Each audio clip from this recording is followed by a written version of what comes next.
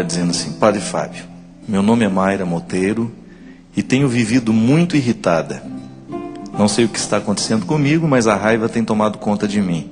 Magoo quem amo, digo que não quero e machuco sobretudo a mim mesma. Me ajude. A Mayra é lá do Rio de Janeiro. A ira, aliás, hoje a gente estava conversando sobre isso.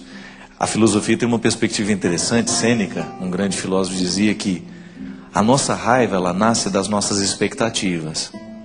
A gente fica muito irritado porque nós criamos expectativas em torno das realidades. E como a gente espera que seja assim, e geralmente a vida nos decepciona, porque as nossas expectativas são altas demais, então o nosso processo de ira, ele é sempre provocado por causa das expectativas excessivas que nós temos. O que é o excesso de expectativa? Muitas vezes a falta de simplicidade na vida, né, gente? Quando você percebe que a simplicidade é um caminho seguro, por quê? Ela lhe indica para aquilo que pode ser. Não significa que nós vamos viver sem sonhos, não. Mas a gente vai começar a ser um pouco mais realista com aquilo que a vida pode ser, né? A gente não vai ficar projetando demais. Por que eu sinto muita raiva do outro? Porque eu espero do outro que ele seja aquilo que eu quero. Eu fico esperando uma resposta. Eu quero que o outro seja como eu projetei. Muitas vezes me irrita. Eu quero a competência que o outro não tem. Então a gente acaba projetando em cima do outro uma série de necessidades nossas que acabam prejudicando, né, e provocando dentro de nós a raiva. A raiva, a ira é um processo muito perigoso porque nos emburrece. É um processo que nos retira da racionalidade. Pode observar, cada vez que a gente fica muito irritado, a gente perde a capacidade de ser racional. Você diz realmente o que você não queria dizer, você fala bobagem, você magoa, você machuca. Então, controlar a raiva é, primeiro, baixar um pouco as expectativas. A gente ser um pouquinho mais humilde, a gente ser um pouquinho mais simples. O mundo não tem que ser do jeito que eu quero.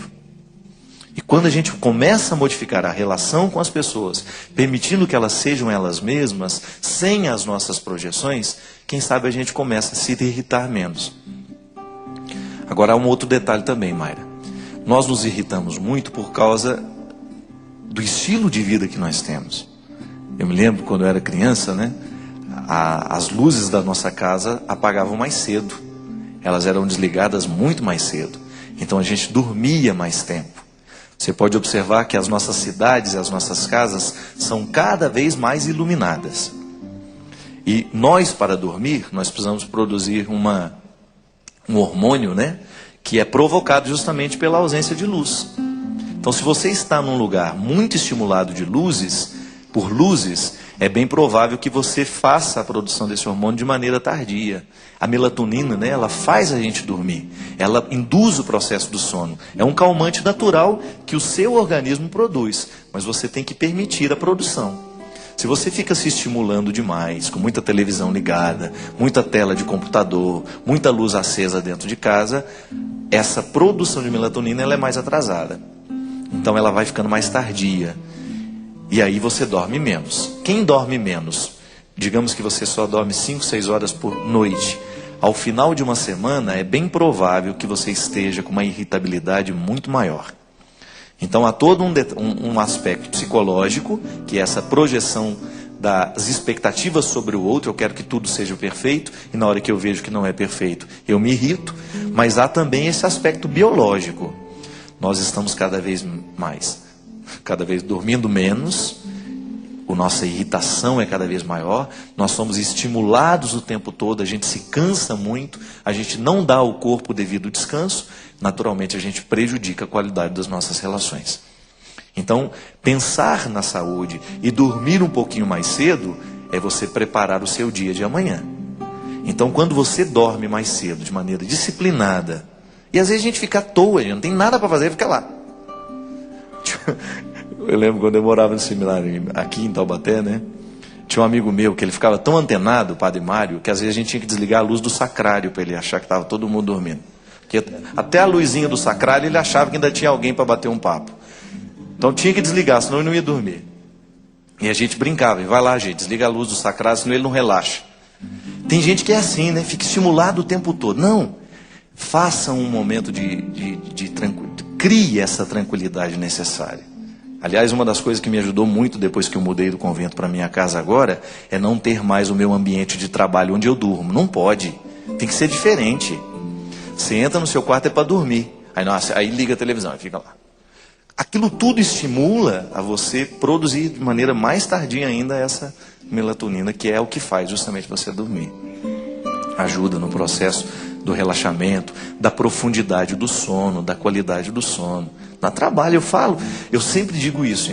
Aliás, o doutor Nassi, a gente estava conversando sobre essas coisas.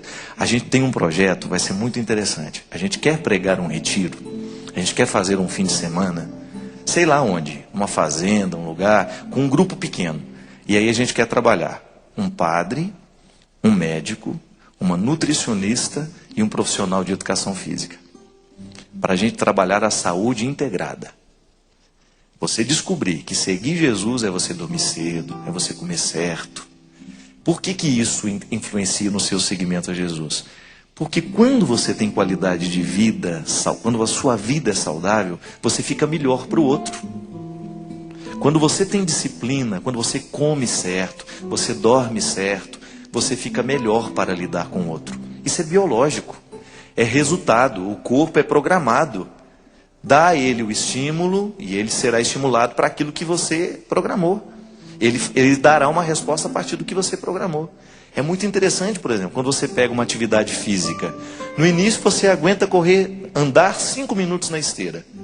Se você é disciplinado nos 5 minutos, aquilo vai aumentando para 10, aquilo vai aumentando para 15. Daqui a pouco você está correndo 1 hora e não há cansaço mais em você. Porque você estimulou o corpo a lhe dar uma resposta que você antes não tinha condições. Então a vida é assim, ela é toda alinhavada. Ah, eu estou irritado. É muito fácil dizer isso. E é muito fácil a gente se justificar. Machuquei o outro, porque eu estava irritado, me desculpa. Não. Qual é a causa da sua irritação? Está vendo que existe uma causa que antecede essa resposta simples, muito fácil? Vamos parar de dar resposta muito simples. Estou irritado demais, mas por que está irritado? Dá uma olhada na sua vida. Começa a perceber se o seu jeito de viver está favorecendo ou não o processo dessa ira, dessa irritação. E o Chalita já falava, de maneira muito interessante. A raiva nos deixa burros. Quando você está com raiva, você perde tudo. Você realmente perde as estribeiras, você fica ignorante. Não é por aí. Quando a gente está, eu por exemplo, às vezes entro num processo de trabalho, eu faço de tudo para ir dormir o quanto antes. Terminou o evento, eu preciso dormir. Porque no outro dia eu tenho que enfrentar outro evento. Quando eu me disciplino para fazer as coisas, eu dou conta de fazer os 11 dias de evento. Se eu não tenho disciplina nesse processo, se eu fico até muito tarde, jantando e conversando, batendo papo, no outro dia eu não tenho qualidade para a minha evangelização. A vida é assim. Ou a gente se disciplina, ou daqui a pouco nós não estamos dando conta do que precisamos fazer. E essa disciplina, ela é tão necessária quanto a oração. É um conjunto, é alinhavado. O ser humano é um conjunto. Ele não pode ser analisado a partir de resposta muito simples. Então, se está muito irritado, procura descobrir o que você pode mudar na sua rotina para melhorar a qualidade da sua vida e, naturalmente, perder um pouquinho dessa irritação.